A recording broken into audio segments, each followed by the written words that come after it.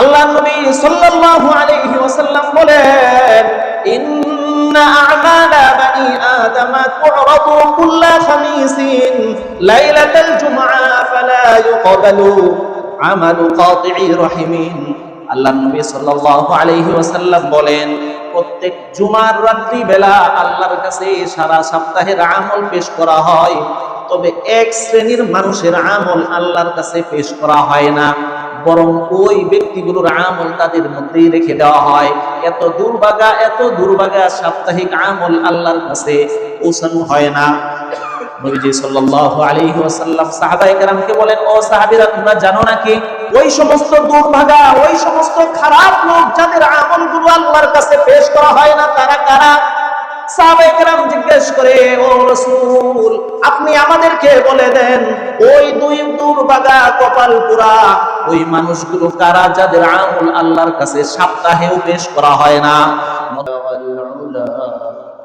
বিকামালিহি কাশাফাত দুজা বিজামালিহি হাসনাত জামিউ সালিহি।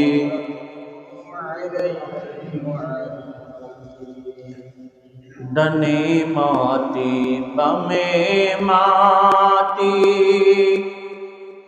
মাটির হবে বিছানা,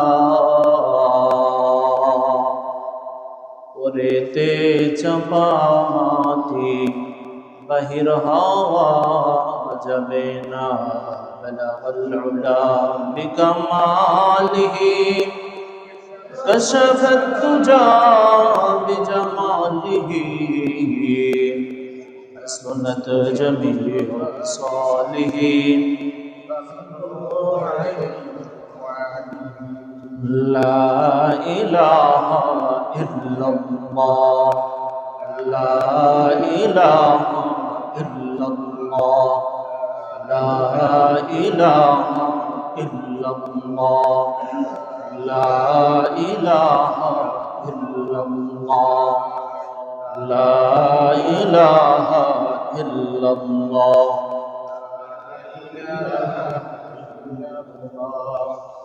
লা ইলাহা ইল্লাল্লাহ,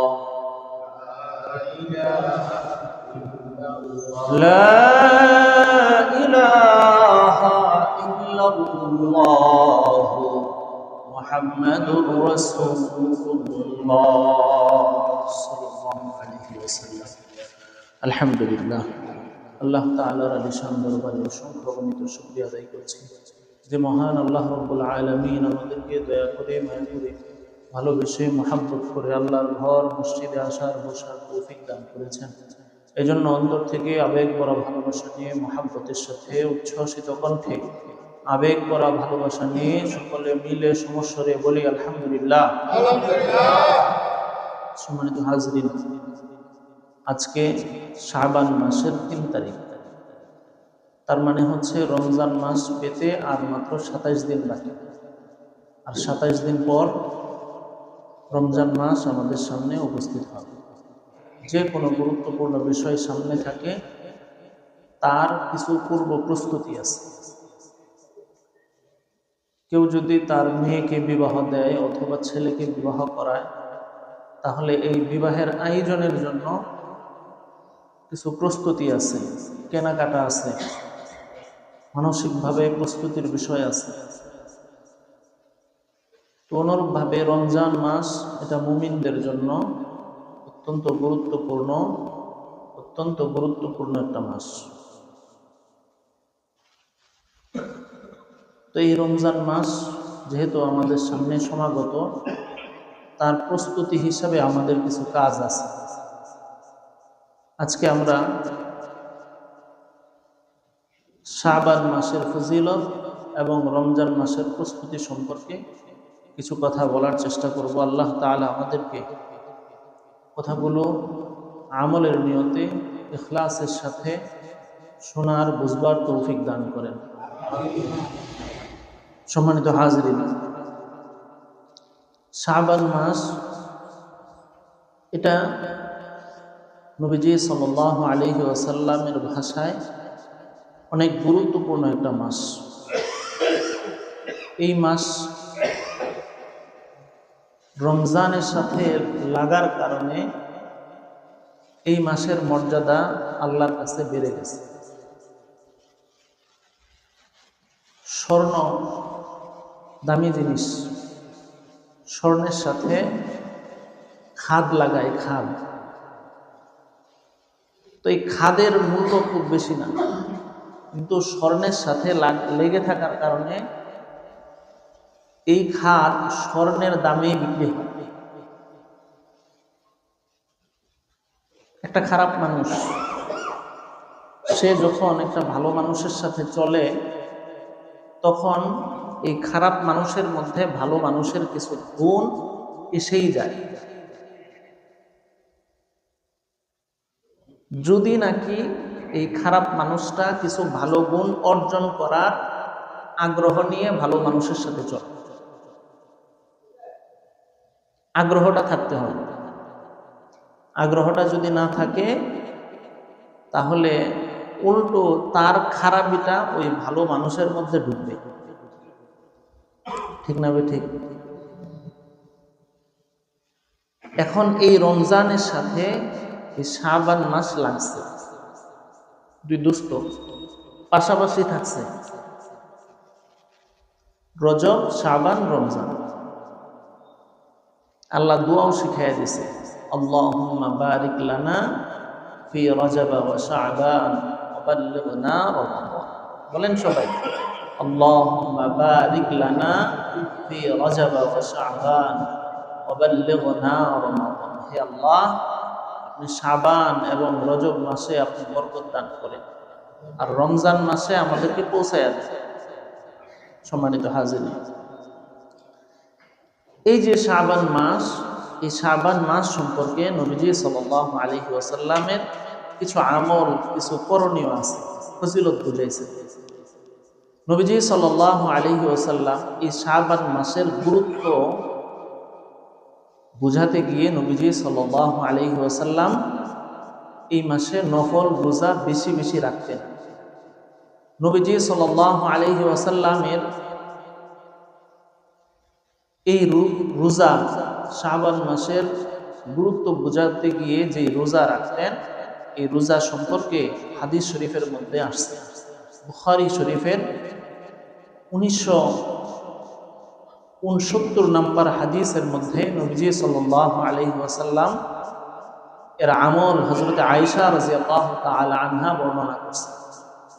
আয়েশা রাদিয়াল্লাহু তাআলা আনহা বলেন, কানা রাসূলুল্লাহি সাল্লাল্লাহু আলাইহি ওয়াসাল্লাম ইয়াসুমু হাত্তা নাকুলু লা ইফতিরু ওয়া ইফতিরু হাত্তা নাকুলা লা ইয়াসুমু ফামা রাআইতু রাসূলাল্লাহি সাল্লাল্লাহু আলাইহি ওয়াসাল্লাম ইসতাকমালা সিয়ামা শাহরিন ইল্লা রমাদানা ওয়া মা রাআইতুহু আকসারা সিয়ামান মিনহু ফি শাবানা। হযরতে আয়েশা রাদিয়াল্লাহু তাআলা আনহা বলেন, আমি নবীজি সাল্লাল্লাহু আলাইহি ওয়াসাল্লামকে পরিপূর্ণ এক মাস রোজা রাখতে শুধুমাত্র রমজানেই দেখেছি। রমজান ছাড়া নবীজি পূর্ণ মাস রোজা অন্য কোনো মাসে রাখেন নাই। তবে সবচাইতে বেশি পূর্ণ মাস না রাখলে পরেও সবচাইতে বেশি এক মাসে রোজা রেখেছেন শাবান মাসে। শাবান মাসে নবীজি পূর্ণ মাস রোজা রাখেন নাই, কিন্তু অন্য 11 মাস থেকে বেশি রোজা রাখছেন। আল্লাহর নবী সাল্লাল্লাহু আলাইহি ওয়াসাল্লামের আমল সম্পর্কে নাসাই শরীফের 2350 নম্বর হাদিসের মধ্যে এসেছে, হযরত আয়েশা বলেন, কানা আহাব্বাশ শুহুরি ইলা রাসূলিল্লাহি সাল্লাল্লাহু আলাইহি ওয়াসাল্লাম আইয়াসুমাহু শাবান। আল্লাহর নবী সাল্লাল্লাহু আলাইহি ওয়াসাল্লাম সম্পর্কে আয়েশা বলেন, নবীজি সাল্লাল্লাহু আলাইহি ওয়াসাল্লামের রোজা রাখার জন্য রমজানের পরে প্রিয় মাস ছিল শাবান মাস। প্রিয় মাস ছিল শাবান মাস, যেই মাসে রমজানের পরবর্তীতেই নবীজি বেশি রোজা রাখতেন। সুবহানাল্লাহ। নবীজি সাল্লাল্লাহু আলাইহি ওয়াসাল্লাম বলেন, এই মাস, এই শাবান মাস, এটা হলো এমন এক ফজিলতপূর্ণ মাস। নবীজি বলেন, ওয়া হুয়া শাহরুন তুরফাউ ফীহিল আমালু ইলা রাব্বিল আলামিন। সারা বছরের আমল, বান্দার আমল এই মাসে আল্লাহর কাছে উপস্থাপন করা হয়।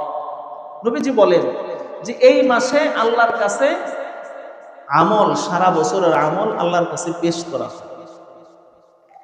এখন আপনি প্রশ্ন করবেন, হুজুর আপনাদের কাছ থেকে তো শুনছি ফজরের পরে আল্লাহর কাছে আমল পেশ করে, আবার মাগরিবের আগে, ফজরের পরে, মাগরিবের আগে, আসরের নামাজের পরে আমল পেশ করা হয়। এটা আবার কোন সময় কি বললেন যে শাবান মাসে পেশ করা হয়? তো আল্লাহ তাআলার কাছে বান্দার আমল তিনটা স্তরে পৌঁছানো হয়। কয়টা স্তরে? তিনটা স্তরে। তিনটা স্তরে আল্লাহর কাছে বান্দার আমল পেশ করা হয়। হাদিসের শরীফের মধ্যে এসেছে দৈনিকের আমল আল্লাহর কাছে পেশ করা হয়। এক নাম্বার কি? দৈনিকের আমল। দৈনিকের আমল আল্লাহর কাছে পেশ করা হয়। নবীজি সাল্লাল্লাহু আলাইহি ওয়াসাল্লামের হাদিস এসেছে, ইয়াতাআকাবুনা ফীকুমুল মালাইকাতু বিল-লাইলি ওয়া মালাইকাতুন বিন-নাহার ওয়া ইয়াজআলুনা ফী সালাতিল ফাজরি ওয়া সালাতিল আসরি। আল্লাহর নবী সাল্লাল্লাহু আলাইহি ওয়াসাল্লাম বলেন, তোমাদের কাছে রাতের একদল ফেরেশতা আসে, আবার দিনের একদল ফেরেশতা আসে। এই দুই দল ফেরেশতা আসরের নামাজের সময় এবং ফজরের নামাজের সময় দুনিয়ার জমিনে একত্রিত হয়। একদল ফেরেশতা আছে মাগরিব থেকে নিয়ে ফজর পর্যন্ত, আবার ফজর থেকে নিয়ে আরেক দল মাগরিব পর্যন্ত। এই দুই দল ফেরেশতা আমাদের সামনে, আমাদের মাঝে বসবাস করে, চলাফেরা করে, আমাদের আমলগুলো দেখে। তারা একত্রিত হয় ফজরের পরে আর আসরের নামাজের পরে, তারা একত্রিত হয়। আর কি করে? থুম্মা ইয়ারুজুল লাযীনা বাতু ফীকুম ফায়াসআলুহুম ওয়া হুয়া আ'মালুহুম বিহিম কাইফা তারাকতুম ইবাদি।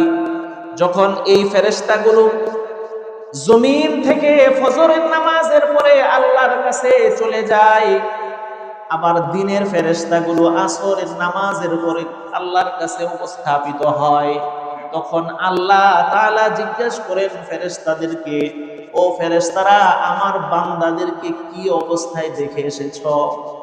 কি অবস্থায় আমার বান্দাদেরকে রেখে এসেছো? তখন ফেরেশতারা বলে, ফায়াকুলুনা তারাকনাহুম ওয়া হুম ইউসাল্লুনা ওয়া আতাইনাহুম ওয়া হুম ইউসাল্লুন। আল্লাহর কাছে তখন ফেরেশতারা বলতে থাকে, ওগো আল্লাহ, আমরা যখন ফজরের সময় দুনিয়ার জমিনে আমরা উপস্থিত হয়েছি, তখন আমরা আপনার বান্দাদেরকে নামাজ পড়তে দেখেছি। আবার যখন আসরের পরে আমরা এসেছি, তখনও আমরা আপনার বান্দাদেরকে নামাজরত অবস্থায় রেখে এসেছি। সুবহানাল্লাহ। তাহলে এক নাম্বার স্তর হচ্ছে দৈনিকের আমল পেশ করা হয় আল্লাহর কাছে। দুই নাম্বার সাপ্তাহিক আমল আল্লাহর কাছে পেশ করা হয়। সাপ্তাহিক জুমার দিন আল্লাহর কাছে সাপ্তাহিক আমল পেশ করে। নবীজি সাল্লাল্লাহু আলাইহি ওয়াসাল্লামের হাদিস মুসনাদে আহমদের 10272 নাম্বার হাদিস, আল্লাহর নবী সাল্লাল্লাহু আলাইহি ওয়াসাল্লাম বলেন, ইন্না আ'মালা বানি আদম তু'রাদু কুল্লা খামিসিন লাইলাতাল জুমআ ফালা ইউকবালু আমালু কাতি'i রাহিমিন। আল্লাহর নবী সাল্লাল্লাহু আলাইহি ওয়াসাল্লাম বলেন, প্রত্যেক জুমার রাত্রি বেলা আল্লাহর কাছে সারা সপ্তাহের আমল পেশ করা হয়, তবে এক শ্রেণীর মানুষের আমল আল্লাহর কাছে পেশ করা হয় না, বরং ওই ব্যক্তিগুলোর আমল তাদের মধ্যেই রেখে দেওয়া হয়। এত দুর্ভাগা সাপ্তাহিক আমল আল্লাহর কাছে পৌঁছানো হয় না। নবীজি সাল্লাল্লাহু আলাইহি ওয়াসাল্লাম সাহাবায়ে কেরামকে বলেন, ও সাহাবীরা, তোমরা জানো নাকি ওই সমস্ত দুর্ভাগা, ওই সমস্ত খারাপ লোক যাদের আমলগুলো আল্লাহর কাছে পেশ করা হয় না, তারা কারা? সাহাবায়ে কেরাম জিজ্ঞেস করে, ও রাসূল, আপনি আমাদেরকে বলে দেন ওই দুই দুর্ভাগা কপাল পোড়া ওই মানুষগুলো কারা যাদের আমল আল্লাহর কাছে সপ্তাহেও পেশ করা হয় না? নবীজি সাল্লাল্লাহু আলাইহি ওয়াসাল্লাম বলেন, ফালা ইউকবালু আমালু কাতিই রহিমিন। ওই দুর্ভাগা ব্যক্তিরা হলো তারা আত্মীয়তার সম্পর্ক ছিন্ন করে দেয়। নাউজুবিল্লাহ। আত্মীয়তার সম্পর্ক যারা ছিন্ন করে তাদের আমল আল্লাহর কাছে সপ্তাহেও পেশ করা হয় না। এবার বুঝেন, আপনার আত্মীয়তার সম্পর্ক কি আপনি ঠিক রাখেন না ভঙ্গ করে দেন? টাকা হইলেই তো গরিব আত্মীয়দেরকে আর মনে থাকে না। কথা ঠিক না? ঠিক। অল্প কিছু টাকা হইলে বাতিজা বাতিজি আরো টাকা পয়সা তাদের যা আছে, এতিম ভাই মারা গেছে তাদের টাকা পয়সা নিয়ে গোসব করে ডাকাতি করে রেখে দেয়, আর এদেরকে মনে রাখে না। আপন বোনের সন্তান, ওই যে বোন মারা গেছে, এখন বোনের টাকা পয়সা বাবা রেখে গেছে, এই ওয়ারিসের টাকা পয়সা দেয় না। বাবা মারা গেছে, মা মারা গেছে, এই সন্তানদেরকে দেয় না। এমন আছে না নাই? কথা বলেন, আছে না নাই? অনেক এরকম মানুষ আছে যারা আত্মীয় স্বজনকে গরিব হওয়ার কারণে, অভিভাবক না থাকার কারণে, ক্ষমতা কম থাকার কারণে আমাদের এই আত্মীয়তার সম্পর্ক আমরা একেবারে নিজের ইচ্ছায় আমরা কেটে দিই, এই আত্মীয়তার সম্পর্ক ছিন্ন করে দিই। সম্মানিত হাজরিন, 2 নাম্বার, 1 নাম্বার গেল দৈনিকের আমল আল্লাহর কাছে পেশ করা হয়, 2 নাম্বার সাপ্তাহিক আমল আল্লাহর কাছে পেশ করা হয়, 3 নাম্বার হচ্ছে আল্লাহ তাআলার কাছে মাসিক বাৎসরিক আমল পেশ করা হয়। শেষে এসেছেন, শেষেই বইবেন, একেবারে ডিঙ্গায় আসলেন, এটা তো মুর্শিদের আদবের খেলাফ। তাহলে বাৎসরিক আমল আল্লাহর কাছে পেশ করা হয়। বাৎসরিক আমল এই শাবান মাসে আল্লাহর কাছে বাৎসরিক আমল পেশ করা হয়। নবীজি সাল্লাল্লাহু আলাইহি ওয়াসাল্লাম বলেন, নাসাই শরীফের 2357 নম্বর হাদিসের মধ্যে নবীজি বলেন, ওহুয়া শাহরুন তুরফাউ ফীহিল আমাল ইলা রাব্বিল আলামিন। মহান আল্লাহ তাআলা, যিনি সারা জগতের মালিক, সারা জগতের রব, তার কাছে এই শাবান মাসে বাৎসরিক আমল পেশ করে। সুবহানাল্লাহ বলেন। তাহলে বান্দার আমল আল্লাহর কাছে কয় স্তরে পেশ করা হয়? 1 নাম্বার কি? দৈনিক, 2 নাম্বার সাপ্তাহিক, 3 নাম্বার বাৎসরিক। ওই যে দেখেন না, দোকানদার কি করে? সারাদিন ব্যবসা করে, সারাদিন ব্যবসা করার পরে সে যখন দোকান বন্ধ করে রাত্রে চলে যায়, তখন তার হিসাবের খাতাগুলো একটু মিলায়, সারাদিনে কয় টাকা বেচলাম, কয় টাকা লাভ হইল, কয় টাকা আমার পুঁজি ছিল। আবার যখন মাসটা শেষ হয়, তখন মাসের পরে আবার একটা হিসাব দেয় যে সারা মাসে কয় টাকা বেচলাম। আবার যখন বছর শেষ হয়, বছর শেষে হালখাতা করে, হালখাতার আগে দিয়া আবার বাৎসরিক একটা হিসাব করে, কি করে না? করে। তাহলে এই যে হিসাব দুনিয়াতে মানুষ করে, এটা কোথা থেকে শিখছে? এই যে সিস্টেম, আমলের হিসাব থেকে শিখছে। সুবহানাল্লাহ বলে। সম্মানিত হাজিরিন, আল্লাহ রাব্বুল আলামিন এই মাসকে আরো কি গুরুত্ব দিয়েছেন, যে শাবান মাস, এটা হলো নবীজি সাল্লাল্লাহু আলাইহি ওয়াসাল্লাম বলেন যে শাবান মাস এটা হলো আমি নবীর মাস। সুবহানাল্লাহ। আল্লাহর নবী সাল্লাল্লাহু আলাইহি ওয়াসাল্লাম থেকে বর্ণিত, তিনি বলেন, শাহরু শাবানা শাহরি, শাবান মাস হলো এটা আমার মাস, ওয়া শাহরু রমাদানা শাহরুল্লাহ, আর রমজান মাস এটা হলো স্বয়ং আল্লাহর মাস। সুবহানাল্লাহ। তাহলে রমজান মাস এটা কার মাস? আর শাবান মাস নবীজির মাস। তাহলে নবী যদি বলেন এটা আমার মাস, তাহলে এটার দাম কত হইতে পারে? সুবহানাল্লাহ, সুবহানাল্লাহ। তাহলে রমজান মাসকে আমরা শুধু গুরুত্ব দিব, নাকি শাবান মাসের গুরুত্ব আমাদের মধ্যে থাকা দরকার? একজন ছাড়া আরেকজন হবে না। ওই যে কিছু পণ্ডিত আছে, ও হাদিস টাদিস মানা দরকার নাই, আছে না নাই? ওই হাদিসের মধ্যে ঝামেলা আছে, হাদিসের মধ্যে যত ঝামেলা সব হাদিসের মধ্যে, নাউযুবিল্লাহ মিন যালিক। এজন্য হাদিস মানবে না তারা, কোরআন মানবে। কোরআন হাদিস ছাড়া কোরআন মানা কি সম্ভব?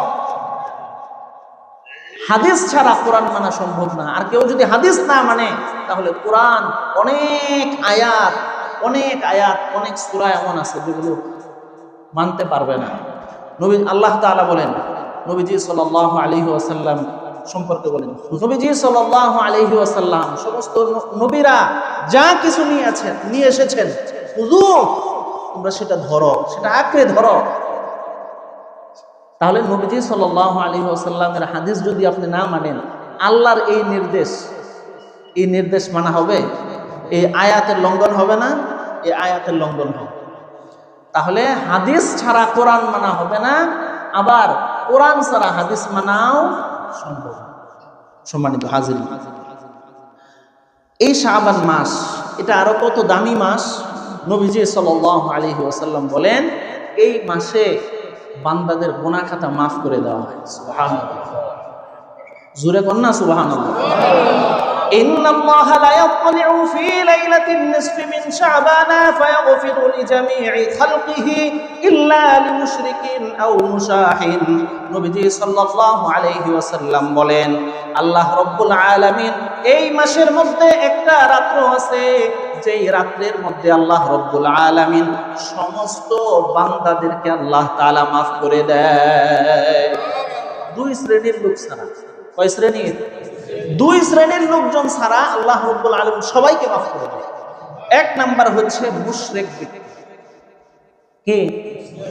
এই যে এখন তো একটা কথা মনে হয়েছে, সেটা হলো এই যে এখন ভোটের সিজন না, একজন আরেকজনরে কইব যে অমুক জায়গায় ভোট দিলে কাফের, অমুক জায়গায় ভোট দিলে জান্নাতে যাইব।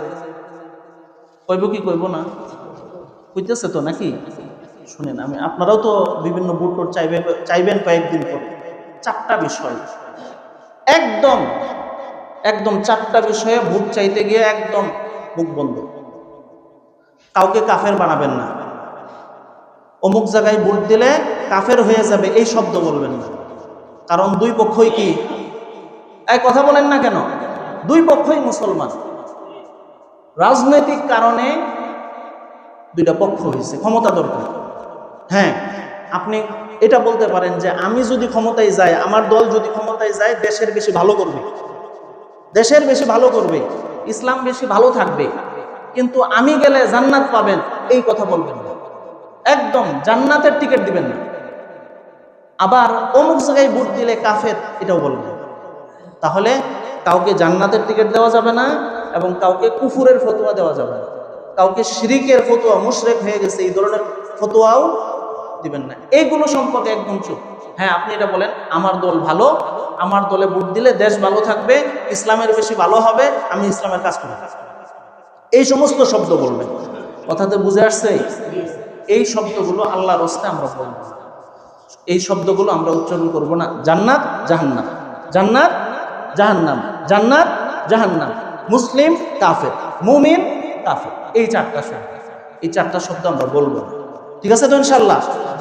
কারণ এই যারা এখন নির্বাচনের ময়দানে অবতীর্ণ হয়েছে, কেউ ইসলাম প্রতিষ্ঠা করতে পারবে না, সোজা সোজা কথা। এবং কেউ এই কথা বলে না যে আমি গেলে ইসলামী হুকুমত, খেলাফত প্রতিষ্ঠা করব, এটা কেউ বলে? বর্তমান বাস্তবতায় এই গ্লোবাল পলিটিক্সে এখন এই মুহূর্তে এই গণতান্ত্রিকভাবে কেউ খেলাফত প্রতিষ্ঠা করতে পারবে না। খেলাফত যদি প্রতিষ্ঠা করতে হয় তাহলে ওই আফগানিস্তানের সিস্টেমে যেতে হবে। কথা কি বুঝে আসছে? এই জন্য হ্যাঁ, আপনি বলেন আমি ইসলামের বেশি খেদমত করব, আমাকে ভোট দেন। আমি দেশের ভালো করব, আমাকে ভোট দেন। কথা কি বুঝে আসছে? এখন পর্যন্ত আমার দৃষ্টিতে পড়ে নাই অফিসিয়ালি কেউ বলছে যে আমি ইসলামের খেলাফত প্রতিষ্ঠা করব, এটা আমার চোখে এখনো পড়ে নাই। আপনারা যদি কেউ পান আমাকে দেখান, আমি এই যে আজকে যা বললাম এটা নোট করে নিন। ঠিক আছে তো ইনশাআল্লাহ? চারটা শব্দ বলবো না, মনে আছে তো? কি কি? জান্নাত জাহান্নাম, মুমিন কাফের, এই চারটা শব্দ আমরা এড়িয়ে চলি। ঠিক আছে তো ইনশাআল্লাহ? আল্লাহ সবাইকে তৌফিক দান। সম্মানিত হাজির, এই শাবান মাস, এই শাবান মাসে আল্লাহ রাব্বুল আলামিন একটা রাত্র আছে যেই রাত্রিতে সমস্ত বান্দাদেরকে কি করে দেন? ক্ষমা করে দেন। এই মাসে এমন একটা রাত্র আছে যে রাত্রের মধ্যে আল্লাহ রাব্বুল আলামিন যারা পরবর্তী বছর মৃত্যুবরণ করবে তাদের নাম লিখে রাখে, যে এই বছরের আগামী বছর কারা কারা মৃত্যুবরণ করবে তাদের নাম লেখা হয়। নবীজি সাল্লাল্লাহু আলাইহি ওয়াসাল্লাম হাদিসের মধ্যে বলেছেন, ইন্নাল্লাহা ইয়াকতুবু ফীহি আলা কুল্লি নাফসিন মাইতাতা তিলকা সানাহ, এই বছরে যারা মৃত্যুবরণ করবা তাদের মৃত্যুবরণের নাম এই মাসে লিখে রাখা হয়। তাহলে এই মাসটা অনেক বেশি গুরুত্বপূর্ণ। কথা ঠিক না ঠিক? অনেক বেশি গুরুত্বপূর্ণ। এই গেল শাবান মাসের ফজিলত, গুরুত্ব।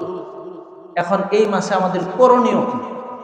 এই মাসে আমাদের কয়েকটা করণীয় আছে।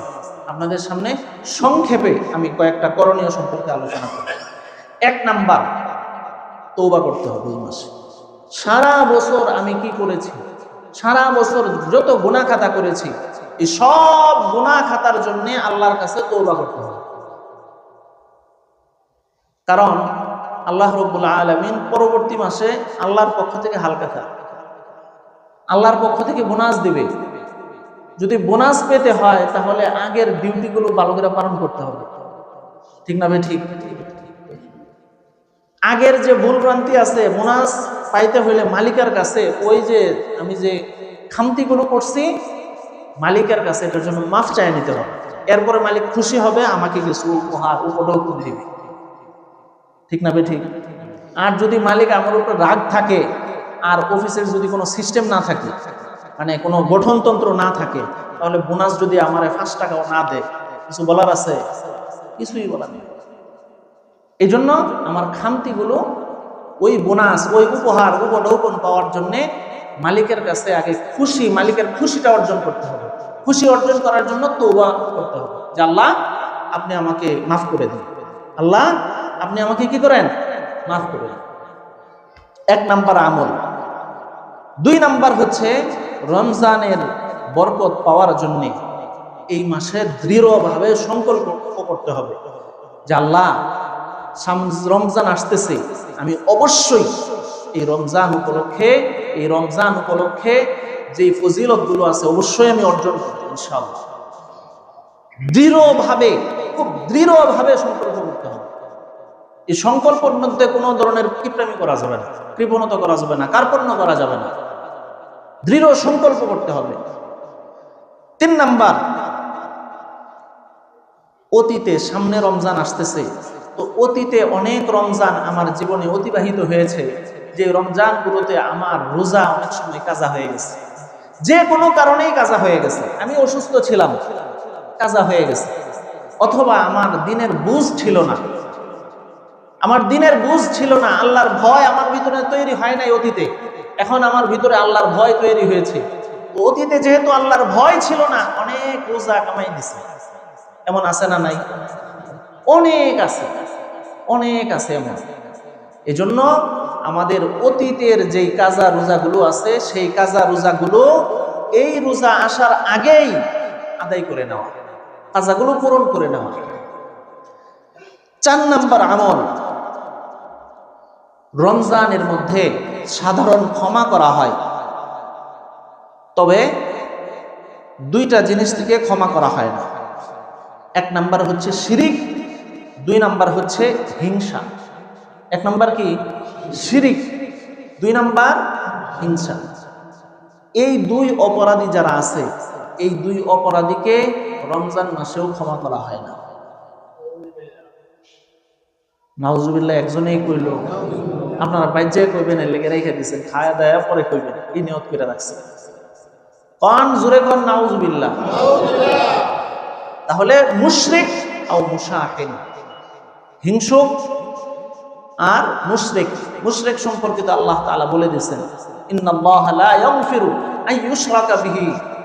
আল্লাহ রাব্বুল আলামিন সবাইকে আল্লাহ তাআলা চাইলে ক্ষমা করে দেন, কিন্তু যে শিরিক করে তাকে আল্লাহ কি করেন না। ইন্নাল্লাহা, ইন্না শব্দ দিয়া, ইন্না মানে তাকিদ, অবশ্যই আমি আল্লাহ ক্ষমা করি না। তাহলে ক্ষমা পাওয়ার জন্য শিরিক থেকে মুক্ত হতে হবে, আমলি শিরিক থেকে মুক্ত হতে হবে, আকীদার শিরিক থেকে মুক্ত হতে হবে। আকীদার শিরিক মানে আল্লাহ দুইজন, নাউজুবিল্লাহ। এক আল্লাহ খাওন দেয়, আরেক আল্লাহ ভাগ্য লেখে, নাউজুবিল্লাহ। শিরিক, বিশ্বাসের শিরিক, আমলের শিরিক, নামাজ পড়ে আরেকজনকে দেখানোর জন্য। তাহলে আল্লাহকেও দেখাইলো, আল্লাহর সাথে আরেকজনকে দেখাইলো, আমলের শিরিক। দুই ধরনের শিরিক থেকে মুক্ত হওয়া। আল্লাহর সাধারণ ক্ষমা পাওয়ার জন্যে শিরিক থেকে 1 নম্বরে মুক্ত হইতে হবে। 2 নাম্বার হিংসা থেকে মুক্ত হইতে হবে। একজন আরেকজনকে দেখতে পারে না, না দেখতে পারলে কি করে, ছোট একটা বিষয় নিয়ে কিয়ামত হয়ে যায়, আছে না নাই? আল্লাহ রাব্বুল আলামিন বলছেন, ওমিন শাররি হাসিদিন ইযা হাসাদ, ওমিন শাররি হাসিদিন ইযা হাসাদ। এটা এত কঠিন অপরাধ, আল্লাহ এটার জন্য একটা স্বয়ং আয়াত নাযিল করছে। সুবহানাল্লাহ। আল্লাহ কইতেছে নবীজিরে কয়, ও নবী আপনি দোয়া করেন, আল্লাহ আপনি বলেন, কুল আউযু বিরাব্বিল ফালাক, যিনি সকাল বিদীর্ণকারী। সকাল বিদীর্ণকারী মানে সকালকে ভাঙ্গা সূর্য দেন, এরপরে দুপুর দেন, সন্ধ্যা দেন, বিকেল দেন। সকাল বিদীর্ণ হয়েই তো এটা হয় নাকি? এটা চলে যাওয়ার পরে বাকিটা আসে। আপনি বলেন কুল আউযু বিরাব্বিল ফালাক, ওগো আল্লাহ আপনার কাছে, রাসূল আপনি বলেন, কি বলবেন? যে আপনি বলেন, ওগো আল্লাহ আপনার কাছে আশ্রয় চাই, আপনার কাছে আশ্রয় চাই। কার থেকে? ওমিন শাররি হাসিদিন ইযা হাসাদ, যখন হিংসুক হিংসা করে তখন তার হিংসা থেকে আল্লাহ আপনার কাছে আশ্রয় চাই। তার মানে কি, হিংসুক যখন হিংসা করে তখন এখান থেকে বাঁচানোর কেউ নাই, একমাত্র কে? মানে হিংসুকের হিংসা এত ভয়াবহ, এটা থেকে আল্লাহ ছাড়া কেউ বাঁচাইতে পারে। তাহলে হিংসা কত কত খারাপ জিনিস। আপনার আইল যদি কেউ কাইটা ফেলে, মনে করেন আপনি রাত্রে পানি দিচ্ছেন ক্ষেতের মধ্যে, এই গ্রাম অঞ্চলে এটা হয়, ক্ষেতের মধ্যে আপনি রাত্রে পানি দিচ্ছেন, এটা ডিপ ছাড়ছেন, ডিপ। এখন পার্শ্ববর্তী জমিওয়ালা, তার সাথে আপনার ঝামেলা, সে আপনার প্রতি হিংসা করে। এখন সে কি করছে, সে কোনোভাবে জানতে পারছে আজকে রাত্রে আপনি আপনার ক্ষেতের মধ্যে পানি দিবেন, ধান ক্ষেতের মধ্যে পানি দিবেন। এই জন্য সে কি করছে, ওই যে পেঁপে আছে না, পেঁপে বুঝেন নাই, পেঁপে চিনেন কিনা? এই পেঁপের যে ডাঁটা আছে, পেঁপের পাতা আছে, এই পাতার যে মাথাগুলো আছে, এগুলোর মধ্যে ফাঁকা আছে কিনা? ফাঁকা আছে। এই ফাঁকা এই ডাঁটাগুলো মনে করেন বড় বড় যেগুলো আছে, এগুলো মনে করেন 10টা জায়গায় এই আইলের ভিতর দিয়ে ঢুকাই গেছে। এখন বলেন এই ক্ষেতের মধ্যে পানি থাকবে 5 ঘন্টা পরে না সব বেরিয়ে যাবে? এই হিংসা থেকে বাঁচানোর ক্ষমতা দুনিয়ার কারো আছে? তাহলে হিংসা বড় মারাত্মক জিনিস। এই হিংসার কারণে একজন আরেকজনকে খুন করে, এই হিংসার কারণে অন্যায়ভাবে একজন আরেকজনের বিরুদ্ধে বিরুদ্ধাচরণ করে। কথা ঠিক না বেঠিক? তাহলে 2 অপরাধ থেকে মুক্ত হলে পরে আল্লাহ রাব্বুল আলামিন সাধারণ ক্ষমা ঘোষণা করেন। কয় অপরাধ থেকে মুক্ত হতে হবে? 1 নাম্বার হলো আল্লাহর সাথে করা অপরাধ, 2 নাম্বার হলো বান্দার সাথে করা অপরাধ। আল্লাহর সাথে করা অপরাধ হলো শিরিক, আর বান্দার সাথে করা অপরাধ হলো হিংসা। সম্মানিত হাজরিন, তাহলে 4 নাম্বার এই ক্ষমা পাওয়ার জন্য এই 2 অপরাধ থেকে নিজেকে মুক্ত করা। 5 নাম্বার আমাদের করণীয় হচ্ছে রমজান মাস উপলক্ষে রমজানের অনেক মাসালা মাসাইল আছে, যেই মাসালাগুলো আমাদের অন্য মাসে লাগে না, শুধুমাত্র রমজানেই লাগে। যেমন তারাবির মাসালা, রোজার মাসালা, রোজা ভাঙ্গা যায় কি কি কারণে, এই মাসালাগুলো সারা বছর লাগে? সারা বছর লাগে না। এই জন্য রমজান আসার আগেই রমজানের বিশেষ মাসালাগুলো এই সম্পর্কে জানা, শিখে নেওয়া। 6 নাম্বার আমল, বিগত রমজানে আমার যে কোরআন তিলাওয়াত ঠিকঠাক মতো হয় নাই, আমার বিগত রমজানে নামাজ ঠিকঠাক মতো হয় নাই, বিগত রমজানে আমার তারাবি ঠিকঠাক মতো হয় নাই। কেন হয় নাই? এটা খুঁজে বের করা, খুঁজে বের করে সেই সমস্যা যেই কারণে আমল করতে পারলাম না সেই কারণগুলো বের করে সংশোধন করা, এগুলো দূর করে দেওয়া, যে এই রমজানে ওইগুলো আর থাকবে না, আমল ভালো করে করব। বুঝে আসছেন কথা? 7 নাম্বার, রমজান মাসে কি কি আমল আছে এই আমলের রিহার্সেল করা।